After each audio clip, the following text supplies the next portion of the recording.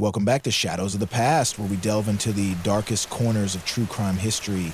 I'm your narrator for tonight, and I'm thrilled to guide you through a chilling journey into 5 haunting mysteries that will both captivate and unsettle you as you drift into sleep.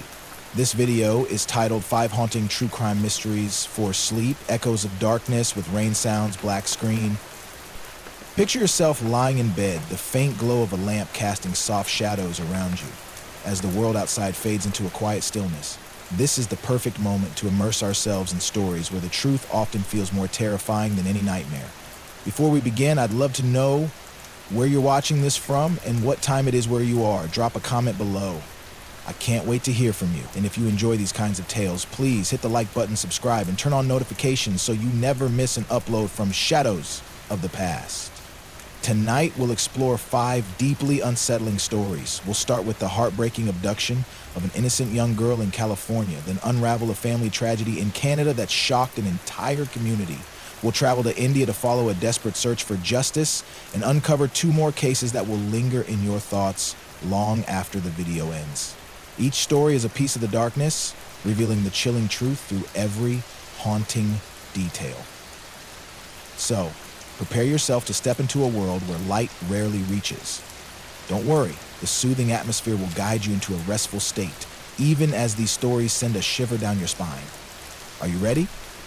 Let's begin with our first story, Story 1, The Abduction and Murder of Polly Klaas. Our first story takes us to the small, peaceful town of Petaluma, California, on the night of October 1, 1993. What should have been a joyful evening filled with the innocent laughter of children turned into a nightmare that would haunt a family and an entire community for years to come.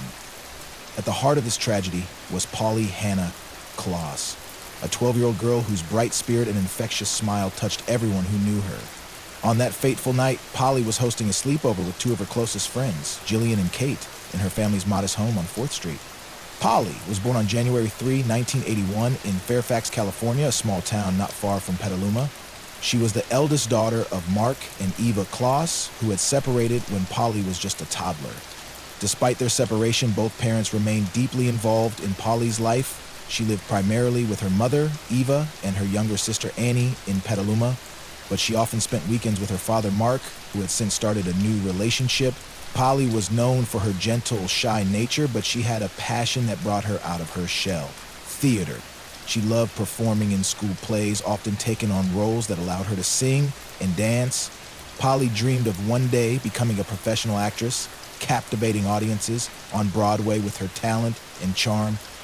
The night of October 1 began like any other sleepover. Polly, Jillian, and Kate were in high spirits, excited to spend the evening together. They had planned a fun-filled night, trying on Halloween costumes in preparation for the upcoming holiday, playing board games, and sharing secrets as young girls often do. Eva, Polly's mother, wasn't feeling well that evening. She had been battling a severe headache all day, and by 9:45 p.m., she decided to call it a night. Before heading to her bedroom, she checked on the girls who were giggling in Polly's room. Eva reminded them to come get her if they needed anything, then took 2 sleeping pills to help her rest.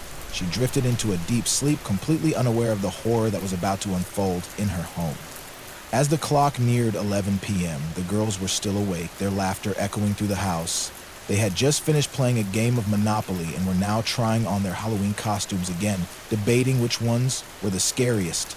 Polly decided it was time to get ready for bed.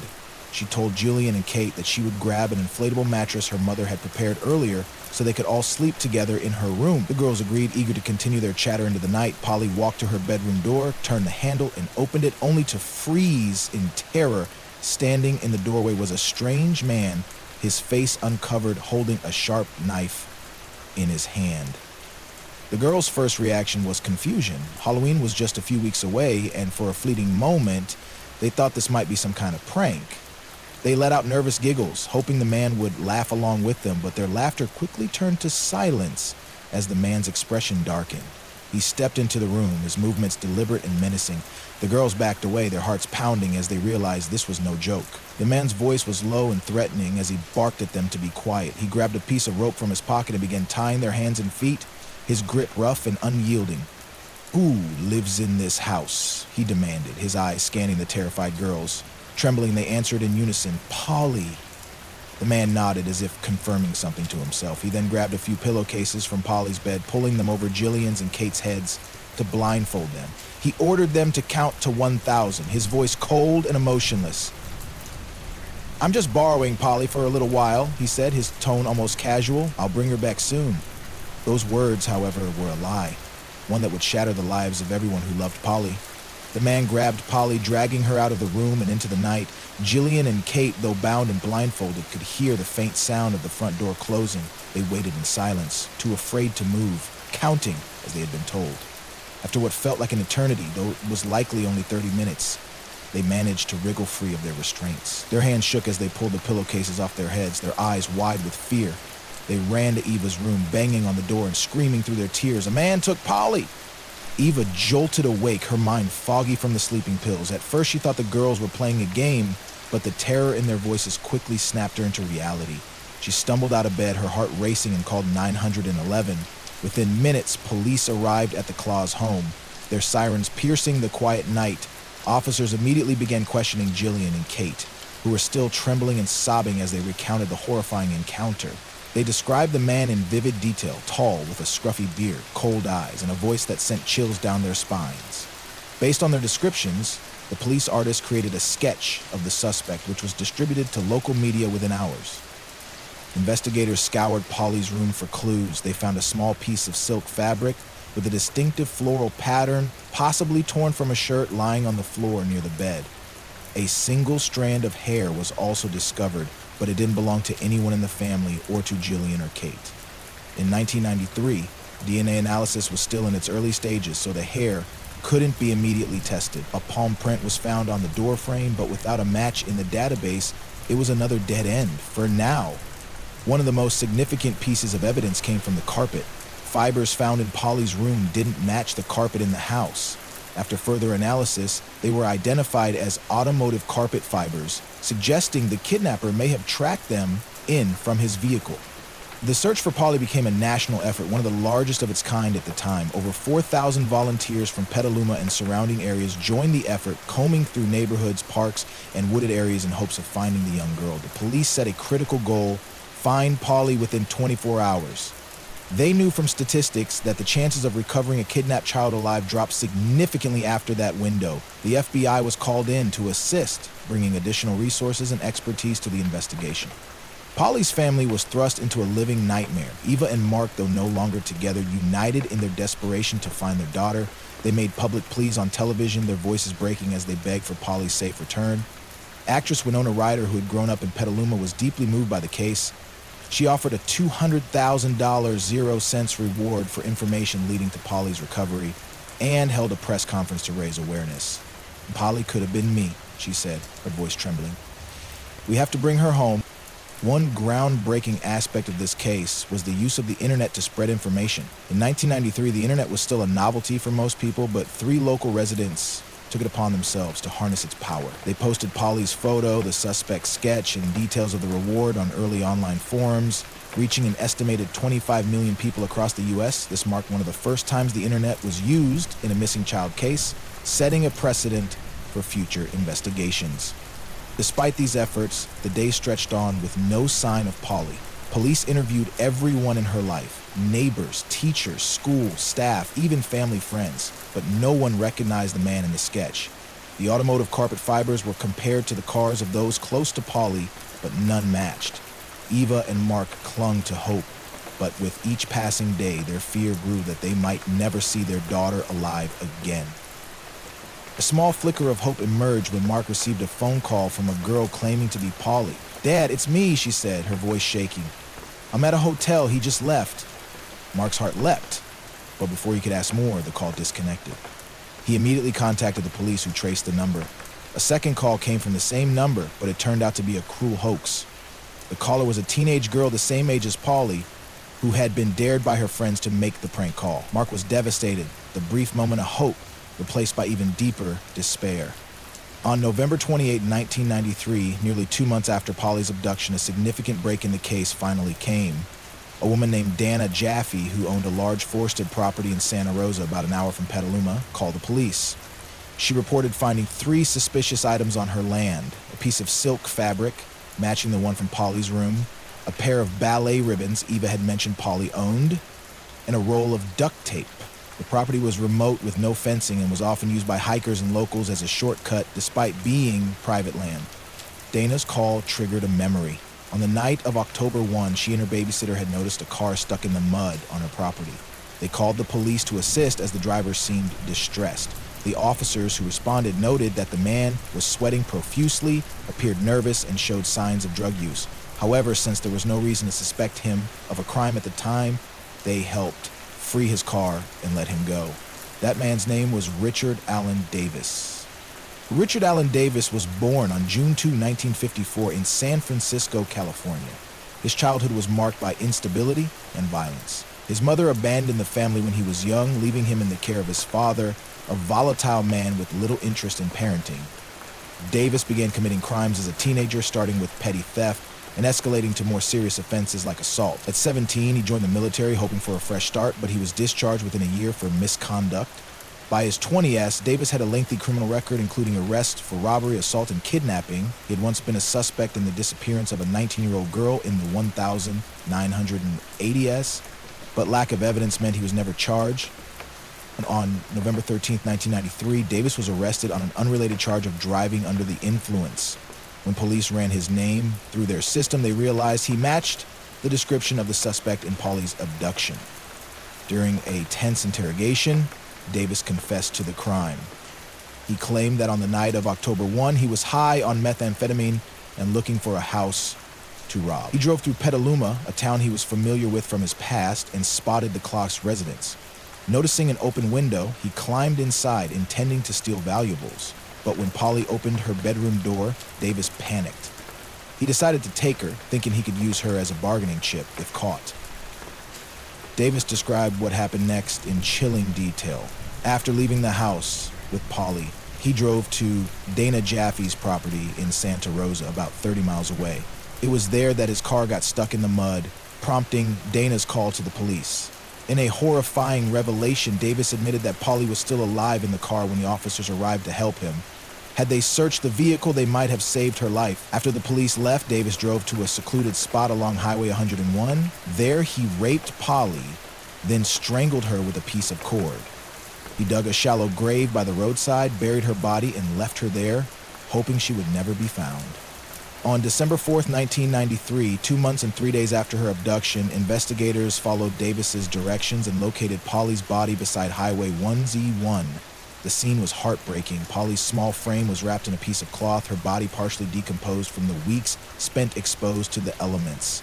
An autopsy confirmed that she had been sexually assaulted and died of strangulation, likely within hours of being taken. The coroner noted signs of a struggle, bruises on her arms and legs, indicating that Polly had fought for her life until the very end. Davis was charged with kidnapping, rape, and first-degree murder, along with several aggravating factors that made him eligible for the death penalty. His trial began in 1995, drawing national attention. Prosecutors presented a mountain of evidence. The silk fabric from Polly's room matched a shirt found in Davis's possession. The automotive carpet fibers were traced to his car, and the palm print on the door frame was a perfect match for his hand. Jillian and Kate, now 13 years old, bravely took the stand to testify, their voices shaking as they recounted the night that changed their lives forever. The defense argued that Davis's drug use and traumatic childhood should be considered mitigating factors, but the jury was unmoved. During the sentencing phase, Davis caused outrage by making a baseless accusation against Polly's father, Mark. He claimed that Mark had sexually abused Polly, a lie that was quickly debunked by investigators but caused immense pain to the family. Mark, overcome with rage, had to be restrained from attacking Davis in the courtroom. On June 18, 1996, Richard Allen Davis was sentenced to death. As he was led out of the courtroom, he turned to the cameras and made an obscene gesture, further cementing his image as a remorseless killer. Davis has spent the past 3 decades on death row at San Quentin State Prison. Despite his sentence, he has avoided execution through a series of appeals, a process that has frustrated Polly's family and supporters. As of April 2025, he remains incarcerated, his fate still uncertain due to California's ongoing debates over the death penalty. Polly's abduction and murder had a profound impact on how child abductions were handled in the United States. Her case led to the creation of the Polly Klaas law, which strengthened penalties for crimes against children and improved coordination between law enforcement agencies in missing child cases. The use of the internet to spread information about Polly's disappearance also set a precedent, paving the way for modern Amber Alerts and other rapid response systems for the Klaas family. However, no law or technological advancement could ease their pain. Eva and Mark channeled their grief into advocacy, founding the Polly Klaas Foundation to support families of missing children and advocate for child safety. They became vocal proponents of tougher laws against predators, ensuring that Polly's legacy would live on through their work. But the loss of their daughter left a void that could never be filled. Polly, with her dreams of stardom and her gentle spirit, was gone forever, stolen by a man whose darkness extinguished her light.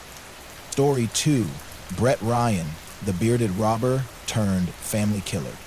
Our second story takes us to Toronto, Canada, where a seemingly perfect family was torn apart by a darkness that festered within one of its own. This is the story of Brett Ryan, a man once known as the bearded robber, whose descent into despair led him to commit an unimaginable act of violence against the very people who loved him most. Brett Ryan was born in 1981 into a well-to-do family in Toronto's upscale neighborhood of Leaside. His parents, Bill and Susan Ryan, were the picture of success and stability. Bill worked as a journalist for the Toronto Star, a prominent Canadian newspaper, and had a passion for sports, yoga, and psychology. Susan, a dedicated homemaker, managed their sprawling household with grace, raising 4 boys without the help of nannies or maids. The Ryan family was the envy of their neighbors, a tight-knit unit that seemed to have it all. Brett, the second of the 4 brothers, grew up in a home filled with love, opportunity, and high expectations. From a young age, Brett felt pressure to stand out among his siblings. His older brother, Christopher, was a natural leader, excelling in school and sports. His younger brothers, Alexander and Leland, were equally accomplished, each carving out their own paths with ease. Brett, however, struggled to find his place. He was intelligent and charismatic, often described as the life of the party by friends, but he had a competitive streak that drove him to constantly compare himself to his brothers. After graduating high school with decent grades, Brett enrolled in the University of Toronto, majoring in business. But university life didn't suit him. He found the coursework tedious and the pressure overwhelming. Within a year, he dropped out, a decision that disappointed his parents, but didn't initially raise alarm. Brett decided to start a house painting business, a practical choice that allowed him to work with his hands. He advertised his services in local newspapers, offering to paint houses, fences, and decks at competitive rates. At first, the business thrived. Brett's charm and work ethic won him a steady stream of clients, and he began to earn a respectable income. Susan, in particular, was proud of her son's entrepreneurial spirit. She often bragged to friends about Brett's success, holding him up as an example for his brothers. "He's making his own way," she would say, beaming with pride. But what Susan didn't know was that Brett's success was a facade. He had a poor grasp of financial management, often spending more than he earned on flashy clothes, nights out, and gifts for friends. By 2007, at the age of 26, Brett was drowning in debt, $60,000, 0 cents to be exact. The painting business began to falter as the economy slowed, and Brett found himself taking fewer jobs. His debts mounted, with credit card bills piling up and loan sharks circling. He kept his struggles a secret, too ashamed to tell his family or ask for help. On the outside, Brett maintained his cheerful demeanor, volunteering at local charities and attending family gatherings with a smile.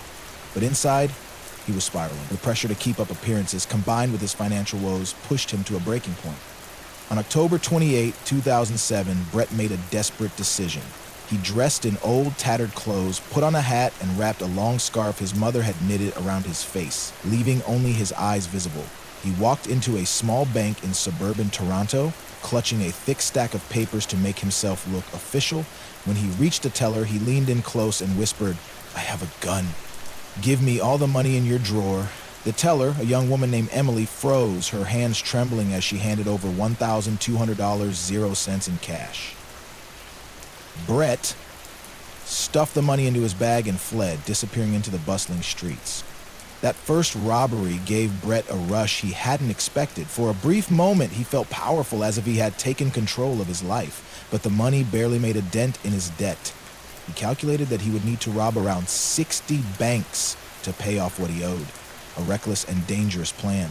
Over the next few weeks, Brett carried out a string of robberies across Toronto, He refined his methods, using fake beards and wigs to disguise himself and burning his clothes after each heist to eliminate evidence. The media caught wind of the spree, dubbing him the bearded robber due to his consistent use of facial hair and disguises. But Brett was never able to steal more than a few $1,000s at a time, nowhere near enough to solve his problems. Police began closing in. They identified Brett's car, a beat-up sedan, through grainy security footage from one of the banks. Detectives started surveilling him, following his movements for weeks. After 15 days with no new robberies, they began to doubt their suspect. But on November 19, 2007, Brett struck again. He left his apartment, changed into his disguise in a nearby alley, and hit another bank, this time walking away with $2,800.00. As he exited, undercover officers were waiting. They arrested him on the spot, ending his crime spree after 7 successful robberies. Brett was charged with 19 counts of armed robbery, though after several appeals, only 8 counts were upheld. During his trial, he confessed to the crimes, emphasizing that he never carried a real weapon and had no intention of harming anyone. "I just needed the money," he told the court, his voice breaking. "I didn't know what else to do." The judge sentenced him to 5 years in prison, but ordered him to attend mandatory therapy sessions while incarcerated. Those sessions seemed to have a positive effect. Brett opened up about his insecurities, his fear of failure, and the pressure he felt to live up to his family's expectations. By the time he was released on November 24, 2010, he appeared to be a changed man. Life after prison, however, was far from easy. Brett struggled to find work. Few employers were willing to hire an ex-convict, especially one with the notorious bearded robber label attached to his name. His family also faced repercussions.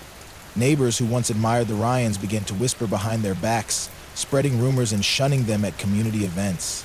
The scrutiny became too much, and in 2011, the family sold their Leaside home and moved to a quieter neighborhood in Scarborough. Susan threw herself into rebuilding her garden, finding solace in the flowers she loved so much. Brett eventually landed a job at a small trading company, but the pay was meager, barely enough to cover his rent. He felt like a failure, unable to reclaim the life he had once envisioned for himself. In 2012, a glimmer of hope appeared when he met Kristen Baxter, a 28-year-old advertising executive with a warm smile and a kind heart. Kristen saw the good in Brett, despite his past. She believed his story of redemption, and the two quickly fell in love. Brett proposed to her in the spring of 2015, and Kristen said yes, dreaming of a future together. But Brett's redemption was a lie. He told Kristen he owned a successful tech company, claiming he was on the verge of a major breakthrough. In reality, he was barely scraping by, still relying on his parents for financial support. As their wedding approached, the pressure intensified. Kristen's family expected Brett to contribute to the wedding expenses, which were estimated at $30,000.00. Brett had nothing to offer, and the shame of his deception began to consume him. He couldn't bear the thought of Kristen discovering the truth, that he was a fraud, a failure, a man who had never truly escaped the shadow of the bearded robber. On August 25, 2016, Brett's carefully constructed facade collapsed. That morning, he drove to his mother's house in Scarborough. Susan, now 65, was in her garden, pruning her roses under the early morning sun. Brett approached her carrying a crossbow he had purchased online a few weeks earlier. Without a word, he aimed at her chest and fired, the arrow piercing her heart. Susan collapsed instantly, her lifeless body falling among the flowers she loved. Brett dragged her into the garage, covering her with a tarp to hide the gruesome scene. Later that day, Brett's older brother, Christopher, 42, arrived at the house to check on their mother. Christopher had always been the responsible one, working as an accountant and supporting the family through their struggles.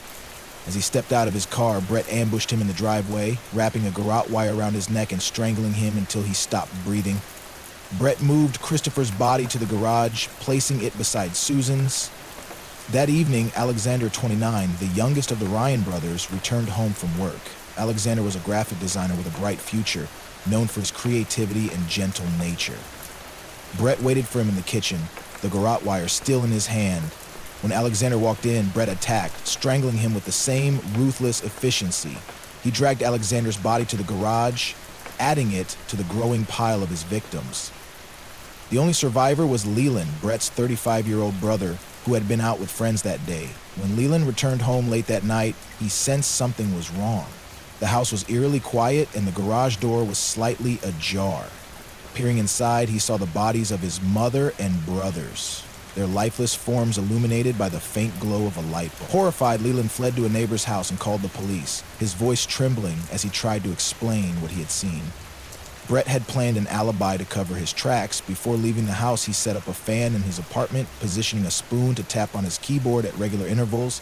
The setup was meant to simulate activity on YouTube, making it appear as though he had been home all day. But the police weren't fooled. They arrested Brett the next morning, finding blood on his clothes and the crossbow in his car. During questioning, Brett broke down and confessed. He claimed he killed his family to spare them the shame of his lies. "I couldn't let them see me fail," he sobbed. "I thought this was the only way to protect them." In 2017, Brett Ryan was convicted of 3 counts of first-degree murder. He was sentenced to 3 consecutive life terms with a possibility of parole after 25 years, meaning he won't be eligible for release until 2041. The judge described the murders as calculated and cold-blooded, noting that Brett's actions had destroyed a family that had loved and supported him through his darkest moments. The Ryan family tragedy left a permanent scar on their community. Neighbors who once saw the Ryans as the perfect family were left grappling with the horrifying reality of what had happened. Susan's garden, once a symbol of her love and care, became a haunting reminder of the violence that took her life. Leland, the sole survivor, moved away from Toronto, unable to bear the memories of that day. He later wrote a book about his family, hoping to honor their memory and raise awareness about the dangers of untreated mental health issues. Brett's story is a chilling reminder of how shame and despair can drive someone to destroy everything they hold dear. Behind his charming smile and tales of redemption lay a man consumed by his own failures, a man who in the end chose to extinguish the light of those who loved him most. Story 3. The murder of Liga Skromane in India. Our third story takes us to the coastal state of Kerala, India in the spring of 2018, where a woman's quest for healing turned into a nightmare of violence and loss. This is the story of Liga Skromane, a Latvian tourist whose tragic fate exposed the dangers faced by women traveling alone in unfamiliar lands and the systemic failures that allowed her killer to evade justice for far too long. Liga Skromane was born on October 15, 1984 in Riga, Latvia, a city known for its historic architecture and vibrant culture. From a young age, Liga was a free spirit with a deep love for travel and exploration. She had a curious mind, always eager to learn about new cultures, cuisines, and spiritual practices. Liga was also an artist, often sketching the landscapes she encountered on her journeys, her notebooks filled with drawings of mountains, beaches, and bustling markets.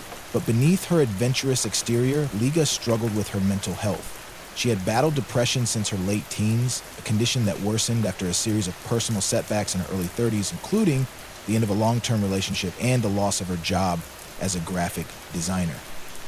In early 2018, Liga's depression reached a critical point. She confided in her older sister Ilse that she felt lost, unable to find joy in the things she once loved. Ilse, who had always been Liga's rock, suggested they take a trip together to help her heal. After researching various options, they decided on a month-long Ayurvedic retreat in Kerala, India. Ayurveda, a traditional Indian healing practice, focuses on balancing the mind, body, and spirit through diet, meditation, and herbal treatments. Liga had read about its benefits for mental health and was eager to try it. "Maybe this is what I need to find myself again," she told Ilse, a faint spark of hope in her eyes. The sisters arrived in Kerala on February 10, 2018, settling into a small guest house near Kovalam Beach, a popular tourist destination known for its golden sands and serene waters. The retreat center, called Ayurveda Bliss, was a quaint facility surrounded by palm trees offering daily yoga sessions, meditation classes, and personalized treatment plans. Liga and Ilse threw themselves into the program, waking up at dawn for sunrise yoga, eating simple vegetarian meals, and spending their evenings journaling and reflecting on their progress. For the first few weeks, Liga seemed to thrive. She smiled more, her laughter returning as she bonded with other participants at the retreat. She even began sketching again, filling her notebook with drawings of the beach and the vibrant markets of Kovalam. Ilse was overjoyed to see her sister coming back to life. "I think this was the right choice," she wrote in her diary. "Liva looks happier than she has in years." But on the morning of March 14th, 2018, everything changed. Liga woke up early, feeling a pull to spend some time alone by the ocean. She told Ilse she wanted to meditate on Kovalam Beach and watch the sunrise, a ritual she had come to love during their stay. Ilse was hesitant. She didn't like the idea of Liga going alone, especially in a foreign country where they didn't speak the language. But Liga insisted, assuring her sister she would be fine. "I just need a little time to myself," she said, her voice calm but firm. "I'll be back by noon, I promise." Ilse relented, giving Liga a hug before watching her walk out the door. Liga was dressed simply that day, wearing a light blue sundress and carrying a small bag with her journal, a water bottle, and her phone. Noon came and went, but Liga didn't return.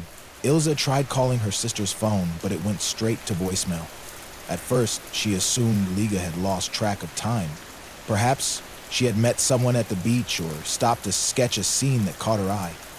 But as the hours passed, Ilse's worry turned to panic. She walked to Kovalam Beach herself, searching the shoreline for any sign of her sister, but Liga was nowhere to be found. By evening, Ilse knew something was terribly wrong. She contacted the local police, explaining that her sister had gone missing and begging for their help. The police response was disheartening. The officer on duty, a man named Inspector Ravi, seemed dismissive of Ilse's concerns. "She's probably just off with some friends," he said, barely looking up from his paperwork. "Tourists do this all the time. She'll turn up in a day or two." Ilse was stunned by his apathy. She insisted that Liga would never disappear without telling her, but the officer brushed her off, suggesting she check local hotels and cafes. Frustrated and desperate, Ilse called her partner, Andrew Jordan, who was back in Ireland. Andrew immediately booked a flight to India, arriving in Kerala 2 days later to join the search. Ilse and Andrew took matters into their own hands. They printed flyers with Liga's photo and description, distributing them to shopkeepers, taxi drivers, and tourists around Kovalam. They hired a private investigator, a former police officer named Sanjay, who began canvassing the area for witnesses. Sanjay interviewed several locals who remembered seeing Liga on the beach that morning. A fisherman recalled seeing her sitting on the sand, writing in her journal. Around 6:30, a street vendor said he saw her walking toward the northern end of the beach around 7 a.m., but no one saw her after that. The trail seemed to go cold, and Ilse's hope began to fade. Weeks passed with no progress. Ilse and Andrew grew increasingly frustrated with the police, who seemed more interested in paperwork than finding Liga. Determined to keep her sister's case in the spotlight, Ilse reached out to the media. She contacted news outlets in Latvia, Ireland, and India, sharing Liga's story and pleading for help. The story gained international attention, and the pressure on the Kerala police mounted. The Latvian embassy got involved, sending diplomats to meet with local authorities and demand a proper investigation. Finally, on April 10, the police announced they were treating Liga's disappearance as a potential crime, rather than a simple missing person case. On April 20, 2018, a fisherman named Anil made a gruesome discovery in a mangrove forest near Thiruvallam, about 10 miles from Kovalam Beach. While checking his nets, he stumbled upon a decomposed body, partially buried in the muddy soil. The body was decapitated, making identification nearly impossible, but Anil noticed a blue dress and a silver bracelet that matched the description on Ilse's flyers. He called the police, who arrived to secure the scene. Ilse and Andrew were brought to the site, where Ilse broke down in tears as she recognized Liga's dress and bracelet. DNA testing later confirmed the body was indeed Liga Skromane. An autopsy revealed the horrific details of her death. She had been raped, then strangled with a thin cord, likely a fishing line. Her head had been severed post-mortem, likely to prevent identification, and her body was buried in a shallow grave in the mangroves. The brutality of the crime shocked the community and reignited public outrage over the police's initial inaction. Investigators began questioning locals in the area, focusing on known criminals and drug dealers who frequented the beaches. They soon identified two suspects, Umesh, 23, and Amar, 21, both small-time drug dealers with a history of harassing tourists. Under intense interrogation, the men confessed to the crime. They admitted to spotting Liga on Kovalam Beach that morning, sitting alone on the sand. They approached her, offering marijuana in an attempt to strike up a conversation. When Liga declined and tried to walk away, they grew angry. They grabbed her, dragging her to their motorbike, and drove to the mangrove forest in Thiruvallam, a secluded spot they often used to hide their drugs. There, the men raped Liga, taking turns as she begged for her life. When they were done, they realized she could identify them. Fearing arrest, they decided to kill her. Mesh wrapped a fishing line around her neck, strangling her until she stopped moving. To ensure her body wouldn't be identified, Amar used a knife to decapitate her, a grisly task that took several minutes. They buried her body in the mangroves along with her head, hoping the tides would eventually wash away any evidence. Ujay and Amar were charged with rape, murder, and destruction of evidence. Their trial began in 2020, delayed by India's overburdened court system and the COVID-19 pandemic. Ile and Andrew attended every hearing, determined to see justice served. The evidence against the men was overwhelming. DNA from both suspects was found on Liga's body, and a local fisherman testified to seeing them on their motorbike with a woman matching Liga's description on the morning of March 14. In 2022, Umesh and Amar were convicted and sentenced to life in prison without parole. They were also ordered to pay 65,000 rupees, about $800.00 USD, to Ilse as compensation for her loss, a paltry sum that did little to ease her pain. Liga's murder exposed deep flaws in India's treatment of crimes against women, particularly foreign tourists. The police's initial apathy, combined with systemic corruption and a lack of resources, allowed Umesh and Amar to evade capture for weeks. Ilse and Andrew became vocal advocates for change, working with organizations to improve safety for tourists in India. They pushed for better training for police officers, faster response times in missing person cases, and harsher penalties for sexual violence. Liga deserved better, Ilse said in a statement after the trial. No one should have to go through what we did. For Ilse, the loss of her sister was a wound that would never fully heal. She kept Liga's sketchbook, often flipping through the pages to remember the woman who had once been so full of life. Liga's drawings of Kovalam Beach, with its golden sands and azure waves, were a bittersweet reminder of her final days. A time when she had briefly found peace, only to have it stolen by the cruelty of two men. Liga's story serves as a haunting cautionary tale about the dangers of traveling alone, and a call to action for a world that too often fails its most vulnerable. Story 4. The murder of Hannah Foster in the UK. Our fourth story takes us to Southampton, England, in the spring of 2003, where a young girl's bright future was extinguished by a predator who preyed on her kindness. This is the story of Hannah Foster, a 17-year-old whose murder sparked a relentless quest for justice that spanned continents, driven by a family determined to honor their daughter's memory. Hannah Foster was born on August 31, 1985 in Southampton, a port city on England's south coast. She was the eldest daughter of Trevor and Hilary Foster, a loving couple who raised Hannah and her younger sister Sarah in a modest but happy home. From an early age, Hannah stood out for her intelligence and compassion. She excelled in school, earning top marks in nearly every subject, and dreamed of becoming a doctor. Her teachers often praised her dedication, noting that she was the kind of student who would stay late to help a struggling classmate or volunteer for extra projects. Outside of academics, Hannah had a passion for music. She played the flute in her school's orchestra and loved attending concerts with her friends. In March 2003, Hannah was in her final year of high school, preparing for her A-level exams, a critical step toward her goal of attending medical school. She had already received conditional offers from several prestigious universities, including the University of Bristol, where she hoped to study medicine. At 17, Hannah was on the cusp of adulthood, her future brimming with promise. She was also deeply kind, a trait that defined her interactions with everyone she met. Her parents often said she had a heart of gold, always willing to help others, even strangers. On the evening of March 14, 2003, Hannah and her best friend Helen Wilkinson decided to celebrate the end of a busy school week with a night out. They chose the Hobbit Pub, a popular spot in Southampton's Portswood neighborhood known for its lively atmosphere and proximity to the university. The girls arrived around 8 p.m., ordering soft drinks and chatting about their plans for the upcoming Easter break. Hannah was in high spirits, laughing as she told Helen about her latest flute lesson and her excitement for university. They spent a few hours at the pub enjoying the music and the company of other young people. Around 11 p.m., they decided it was time to head home. The girls walked to a nearby bus stop on Portswood Road, where Hannah planned to catch a bus back to her house in the suburb of Bitterne, just a 10-minute ride away. Helen's house was in the opposite direction, so they hugged goodbye, promising to call each other the next day. "Text me when you get home," Helen called out as Hannah crossed the street to her bus stop. Hannah waved back, smiling, and settled onto the bench to wait for her bus. It was the last time Helen would see her friend alive. As Hannah sat at the bus stop, a white Ford Transit van pulled up alongside her.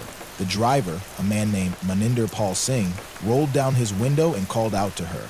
Singh, a 34-year-old truck driver, had a history of violence against women, though Hannah had no way of knowing that. He asked her for directions to a nearby street, his tone friendly and non-threatening. Hannah, true to her kind nature, stood up and approached the van to help. She leaned toward the window, pointing down the road as she explained the route. In that moment of vulnerability, Singh grabbed her arm, yanking her into the van with a force that caught her completely off guard. Hannah screamed, but Singh slammed the door shut and sped off into the night, leaving the bus stop empty. At 11:04 p.m., Hannah managed to pull her mobile phone from her pocket and dialed 9999, the UK's emergency number. The call connected and the operator could hear Hannah's voice, trembling with fear as she whispered, "I've been kidnapped. Please help me."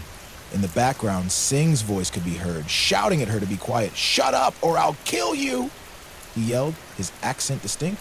The call lasted only 12 seconds before it was disconnected, likely because Singh noticed what Hannah was doing and snatched the phone from her hand. The operator immediately alerted the police, but without a precise location, they had little to go on. They traced the call to a cell tower in Southampton, but the area was too broad to narrow down Hannah's position. When Hannah didn't return home by midnight, her parents grew worried. Trevor called her phone repeatedly, but it went straight to voicemail. He texted her asking where she was, but received no reply. By 1 a.m., Trevor and Hillary were frantic. They called Helen, who confirmed that Hannah had left the pub to catch her bus. Trevor drove to Portswood Road, searching the area around the bus stop, but found nothing. At 2 a.m., the Fosters contacted the police, who linked Hannah's disappearance to the 999 call. A missing person investigation was launched, and by morning, the case was upgraded to a suspected abduction. Southampton police mobilized quickly, setting up roadblocks and issuing a public appeal for information. They interviewed Helen and other patrons at the Hobbit pub, trying to piece together Hannah's final moments. A witness came forward, a young man who had been walking his dog near the bus stop that night. He reported seeing a white van speeding away around 11 p.m., though he hadn't thought much of it at the time. The police released a description of the van to the media, hoping someone would recognize it. Meanwhile, hundreds of volunteers joined the search, combing through parks, alleyways, and wooded areas around Southampton. On March 16, 2 days after Hannah's disappearance, a dog walker made a grim discovery in a ditch near Allington Lane, a rural road on the outskirts of the city. The body of a young girl, partially covered by leaves and branches, lay in the underbrush. Police were called to the scene, and Trevor and Hillary were asked to identify the body. The moment they saw her, they knew it was Hannah. She had been raped and strangled, her body discarded like trash in a remote area where her killer hoped she wouldn't be found. The autopsy confirmed that Hannah had died within hours of her abduction, her death caused by ligature strangulation with a thin cord, possibly a shoelace. The discovery of Hannah's body turned the investigation into a murder case. Detectives focused on the white van, combing through traffic camera footage and vehicle records. They identified the van as belonging to Maninder Pal Singh, a truck driver who lived in a small flat in Southampton. Singh had a criminal record, including a 1998 conviction for assaulting a woman in a park, for which he had served 2 years in prison. Neighbors described him as a loner, often seen drinking heavily and behaving aggressively toward women in the area. When police raided his flat on March 17th, they found it empty. Singh had fled the country just hours after Hannah's body was discovered, boarding a flight to India, where he had family in the state of Punjab. Singh likely believed he could escape justice by hiding in India, where extradition laws were notoriously complex. But he underestimated the determination of Hannah's parents. Trevor and Hillary refused to let their daughter's killer walk free. They dedicated their lives to bringing Singh to justice, working tirelessly to keep Hannah's case in the public eye. They gave countless interviews to the media, sharing stories of Hannah's kindness, her love for music, and her dreams of becoming a doctor. "She was our light," Hillary said in one interview, tears streaming down her face. "We won't stop until her killer is behind bars." The Fosters traveled to India multiple times, meeting with local authorities and working with the British Embassy to pressure the Indian government. They offered a reward of 5 million rupees, about 50,000 pounds sterling, 0 pence for information leading to Singh's arrest, a sum that drew significant attention in Punjab. The reward, combined with media coverage, eventually led to a breakthrough. In June 2004, a local informant tipped off the police, revealing that Singh was hiding in a small village near Amritsar. Indian authorities arrested him on June 25, 2004, after a brief standoff at a relative's home. Extraditing Singh back to the UK was a long and arduous process, taking over 2 years due to legal challenges and bureaucratic delays. Singh's lawyers argued that he would face unfair treatment in a British court, while the Indian government was hesitant to extradite one of its citizens. But the Fosters, supported by the British government, refused to back down. In November 2006, Singh was finally extradited to the UK to stand trial for Hannah's murder. The trial began in early 2008 at Winchester Crown Court, drawing significant media attention. Prosecutors presented a compelling case. DNA evidence from Hannah's body matched Singh. Tire tracks at the crime scene matched his van, and the 999 call recording captured his voice, his accent unmistakable.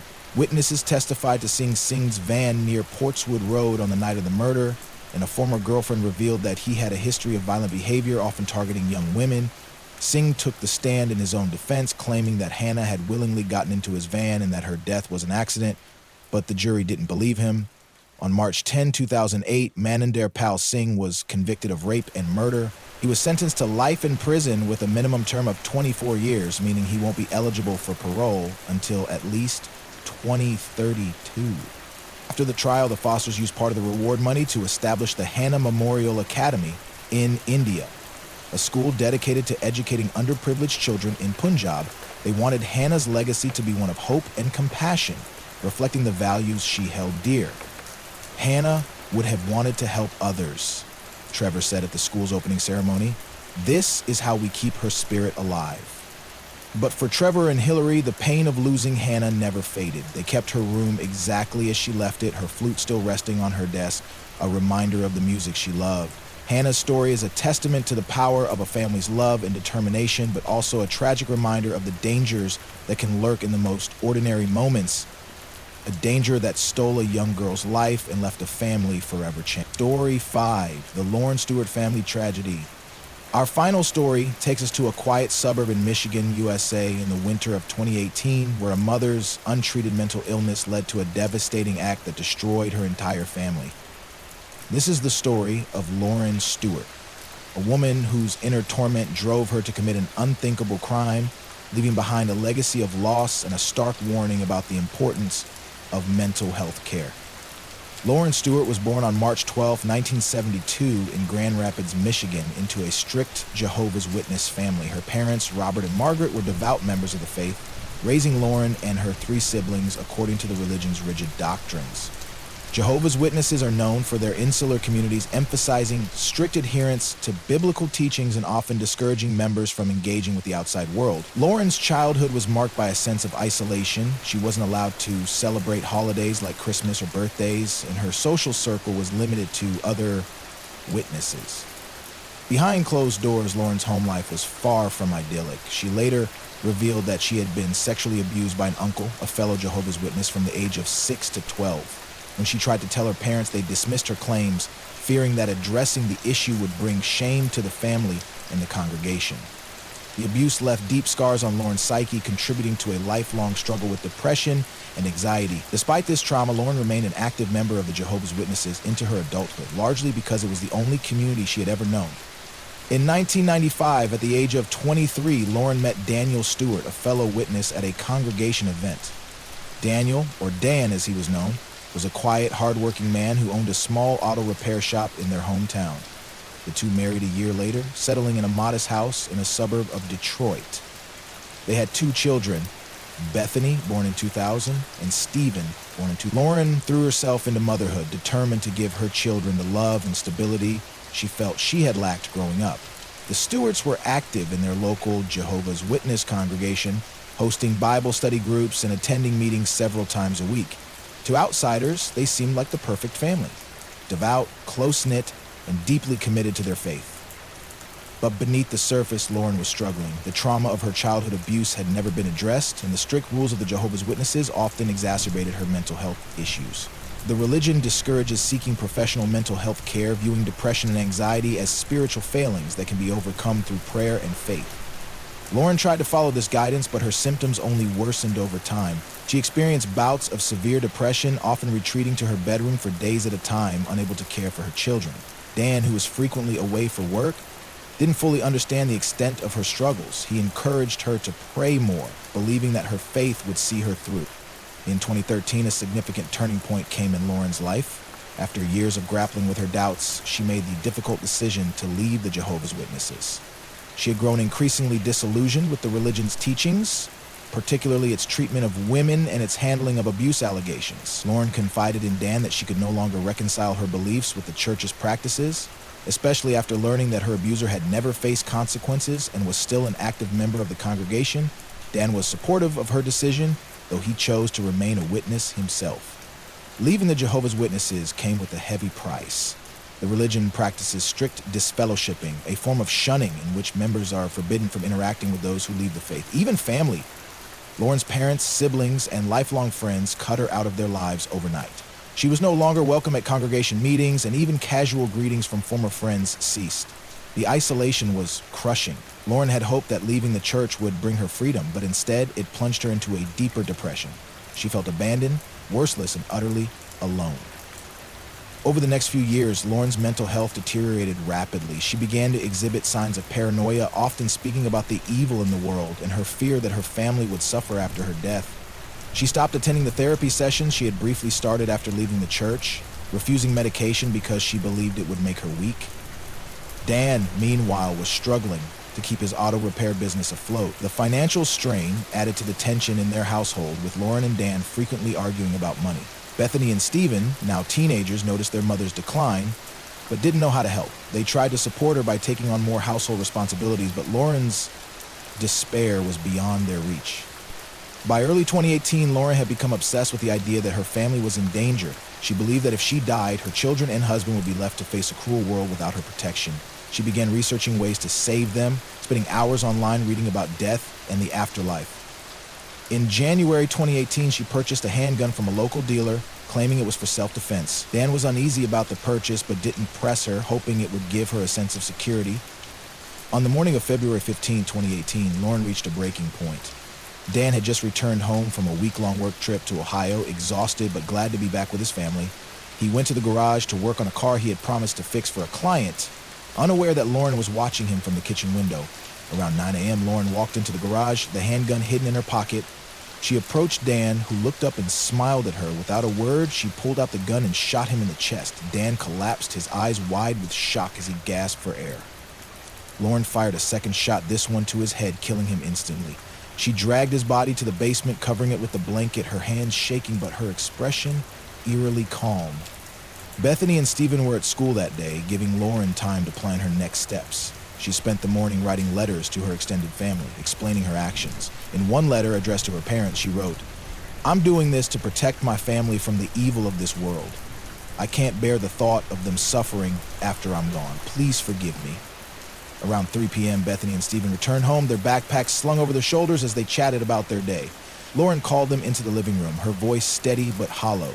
"I need to talk to you," she said, gesturing for them to sit on the couch.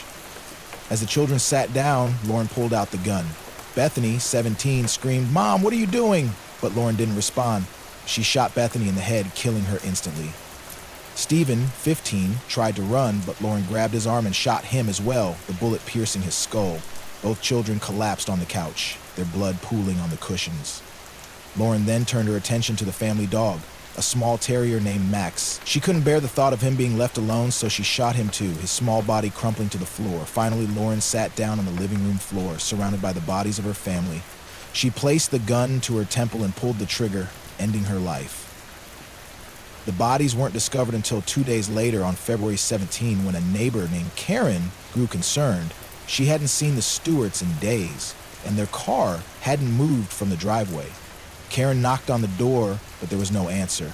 Peering through a window, she saw blood on the living room floor and immediately called 911. Police arrived to a scene of unimaginable horror. Dan in the basement, Bethany and Stephen on the couch, Max on the floor, and Lauren in the center of it all, the gun still in her hand. Investigators quickly pieced together what had happened. Lauren's letters provided a chilling insight into her mindset, revealing a woman consumed by despair and paranoia. The coroner's report confirmed that all 4 deaths were caused by gunshot wounds, with Lauren's being self-inflicted. Toxicology tests showed no drugs or alcohol in her system, indicating that her actions were the result of untreated mental illness, not substance abuse. The tragedy sent shockwaves through the Stewarts' community. Friends and neighbors struggled to reconcile the loving mother they knew with the woman who had committed such a horrific act. Many pointed to the Jehovah's Witnesses as a contributing factor, citing the religion's practice of disfellowshipping as a source of Lauren's isolation. A family friend, Joyce Taylor, who was also a former witness, spoke out publicly after the murders. At a congregation meeting, Joyce stood up and accused the church of contributing to Lauren's despair by shunning her when she needed support the most. Her outburst led to her own disfellowshipping, but Joyce stood by her words, later starting a support group for ex-witnesses struggling with mental health issues. Lauren's story is a heartbreaking reminder of the devastating consequences of untreated mental illness and the dangers of isolation. Her decision to leave the Jehovah's Witnesses was a brave attempt to break free from a toxic environment, but without a support system, she was left vulnerable to her own demons. The loss of the Stewart family, Dan, Bethany, Stephen, and even little Max, left a void in their community, a stark reminder of the importance of seeking help and the need for compassion in the face of mental health struggles. That brings us to the end of tonight's journey through 5 haunting true crime mysteries. Thank you for joining me on this dark exploration into the shadows of the past. I hope these stories, as chilling as they are, have given you something to ponder as you drift off to sleep. Which case haunted you the most? Was it the heartbreaking loss of Polly Klaas, the shocking betrayal of Brett Ryan, or perhaps the relentless fight for justice in the cases of Liga Skromane and Hannah Foster? Maybe Lauren Stewart's tragic descent into despair left the deepest impression. Let me know your thoughts in the comments. I'd love to hear from you. These stories remind us of the fragility of life and the importance of seeking help when we're struggling. If you or someone you know is battling mental health issues, please don't hesitate to reach out for support. And as we've seen in cases like Liga's, staying vigilant and safe, especially when traveling, can make all the difference. If you enjoyed this video, please give it a thumbs up, subscribe to Shadows of the Past, and hit the bell icon so you never miss an upload. We have more chilling tales waiting for you, so stay tuned. For now, I'll leave you to rest, letting the darkness of these stories fade into the night. Sleep well, and I'll see you in the next video.